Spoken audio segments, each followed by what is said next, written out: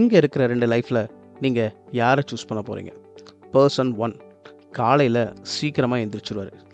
ஜிம்முக்கு போய் கரெக்டாக ஒர்க் அவுட் பண்ணுவார். காலேஜ்க்கு கரெக்ட் டைமுக்கு போவார். ஹெல்த்தி ஃபுட்டாக சாப்பிடுவார். ஈவினிங் வந்துட்டு கரெக்டாக படிப்பார். சைடு ஹஸ்ல் பண்ணி அவருக்கு ஒரு இன்கமை ஜென்ரேட் பண்ணுவார். கரெக்டாக டைமுக்கு தூங்கிடுவார்.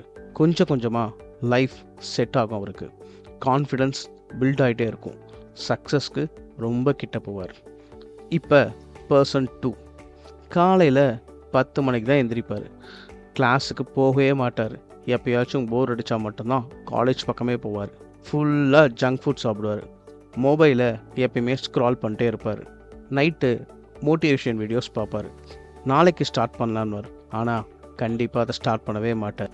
காலையில் எழுந்திரிச்சோன்னே ரொம்ப டயர்டாக இருப்பார். மறுபடியும் சேம் சைக்கிள் தான்.